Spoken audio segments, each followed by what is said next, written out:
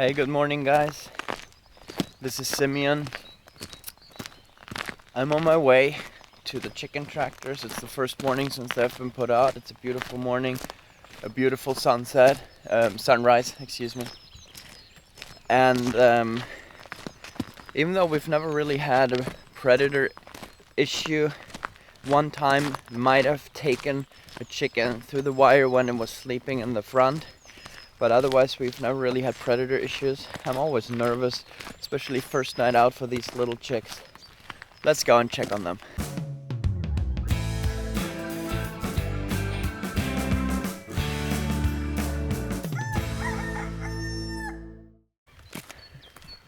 I checked on them late last night when it was dark and they were sleeping. Just want to make sure that especially the first night they don't sleep in the front part of the chicken tractor where I don't know if you guys can see, maybe this way. You want to make sure that they don't sleep in the front part of the chicken tractor where there's wire and no aluminum roofing as a wall protection, because some predators could reach through that wire and really get them. It's about a 5-minute walk from here to the chicken tractors. It's absolutely beautiful in this weather. And you want to move these guys early in the morning. Chickens are the first one to rise on the farm. And when the grass is wet, that's when they eat the most. Some people ask about predators. Well, we don't have raccoons. So I don't know about the chicken wire being broken by those. I think that Polyface Farms in Virginia uses the same wire. I don't know if they have raccoons or not. But we have foxes, we have lynx, that's like a smaller bobcat, we have wolves. Occasionally there are some bears coming as far south as us. Just a few minutes from here. People have seen that a few times. We obviously have the smaller predators like rats and weasels and I don't know what they're all called in English, to be honest, but we got a bunch of predators. Wild boar we have. I don't really look forward to the day when they come over our fields and they might damage the chicken tractors as well, but we'll see about that. Now we want to hope that they are okay and check on them. Then I'll show you how to move them. Ah, this is beautiful. I hope you guys understand how amazing this morning is here.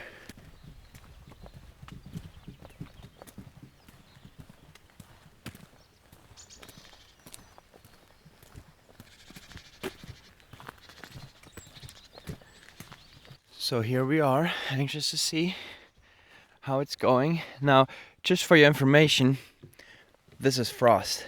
It's frozen this morning. It's been a cold and clear night. And there they are. Good morning. Now they have never been moved, so they don't know what's awaiting them. Later on, when they know how to be moved, they'll be waiting for me all up front of the chicken tractors so I can move them. Good morning, guys.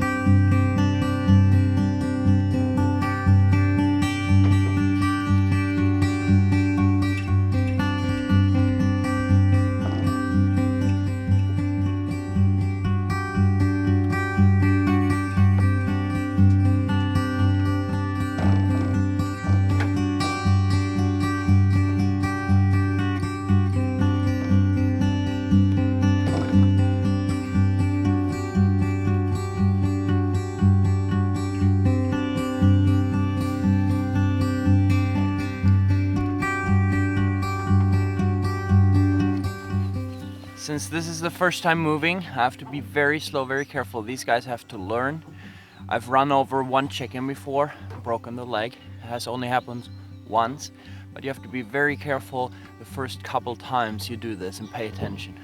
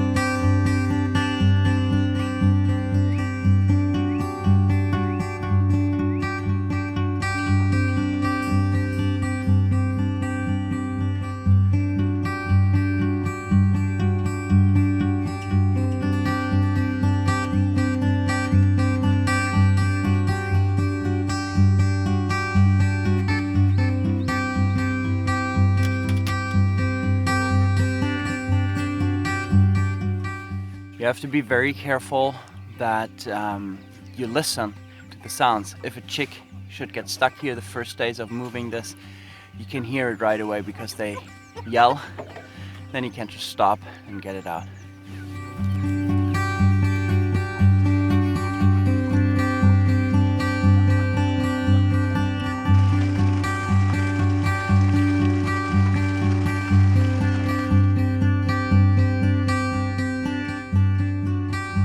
Someone had asked about the meat birds, the heritage breeds that we use, the Bielefelder and the Bress, and then mentioned that they use Australorp and that it's hard to find a market. You know, right now we just use all of these birds for the whole farm family because we are 8 adults and 7 children, so we eat quite a lot of that. But obviously I'm hatching hundreds and hundreds of chicks, and the whole idea behind the dual purpose breed is that we can raise them up for layers and the roosters for meat. We don't want to have to kill the chicks like the industry does. And we have to look for the best dual purpose breed, and that's why I have videos out there talking about this. And the breasts, they grow 20% faster. So at 12 weeks the breasts weigh more than my other dual purpose breed, Australorp, Bielefelder, Sussex. They outperformed them all. So by 12 weeks they were at least as much, sometimes heavier than the other breeds at 16 weeks. And so if you want to work with heritage breeds like that, like we do, I need to choose the breed maybe that doesn't look the prettiest, but that has the best characteristics and best performance. And that for me has been the Bress. I don't know how it's in the States. I've heard that there is a lot of inbreeding going on with Bress there. But you know, you are able to get the Bress to like over 2 kilos slaughtered with 12 weeks, which is quite impressive for a heritage breed.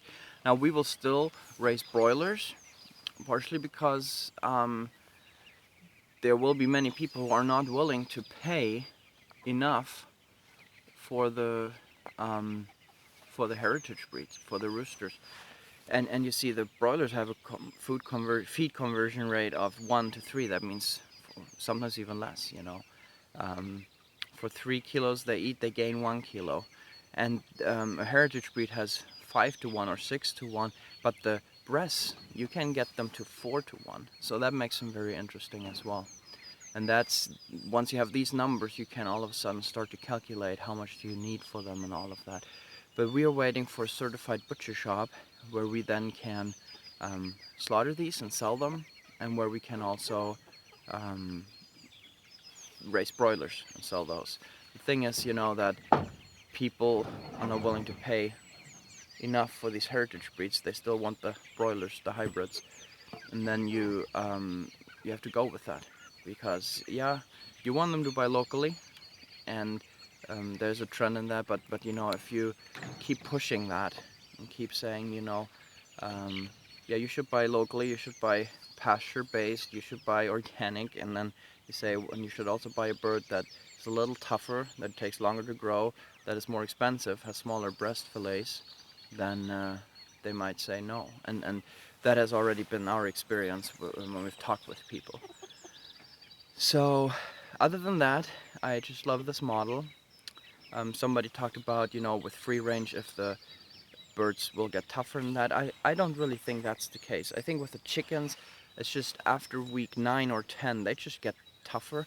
But you know, personally, I like that more. I don't like this just meat, you know. For my experience is, when you buy chicken fillets, and we haven't done that in a long time, but when you buy those and put them in the oven or in the pan, they are half the size after a few minutes, because all the water steams away, and then it's just the soft stuff. This is just tender meat, and you want them actually to get as much exercise as possible. It's just good for their health. And you know, for example, pigs that are out foraging, they have marbled meat because they use their muscles, they exercise. And I think it's the same with here. It's just a really healthy meat. You just have to cook them differently. You have to cook them slower, and for a little longer and a little less temperature. You just have to change certain things once you work with this kind of product. So I want to show you, I moved them exactly one batch further. You can see here now where they were. And these guys are gonna learn to graze better, eat more grass. But you see how there's manure all over the place here. This is where they slept, so you have a heavier manure load here. They're on the new piece of land now, and you can see that they are eating and going for the new grass. It's still very cold in the season. There are not that many insects yet. There's not that much grass yet. But yeah, I'm just really looking forward to this. So with every day, they're gonna learn to eat more of the pasture, and it's also gonna get warmer and all of that. And then you see this kind of sled-like thing that I built,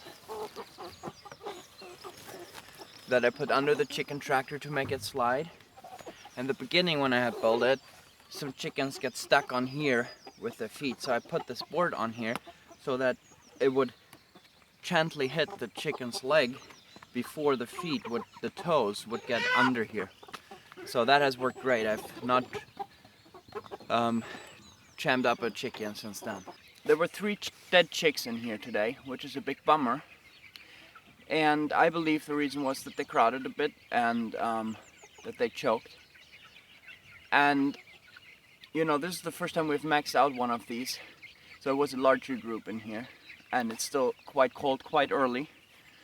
But I don't think it'll happen again. If it happened again, I will separate this group and put half of them in this chicken tractor. But should work fine. Things like that happen, it's a bummer, but have to live with that. Otherwise, they seem to have done really well. Hope you guys enjoyed this. It's a beautiful morning. Gotta continue my chores now. Excited you guys could be a part of this. So, hope you have a really good day tomorrow, and see you soon. Thanks for watching. Bye-bye. Don't you just love how these guys are enjoying the sun? Fresh air, sun. It's such a beautiful morning, such crisp air, and these chicken tractors now facing east, they get the first sunlight in the morning, and then when the sun is hot in the summer, they're protected from the roof on the south and west there.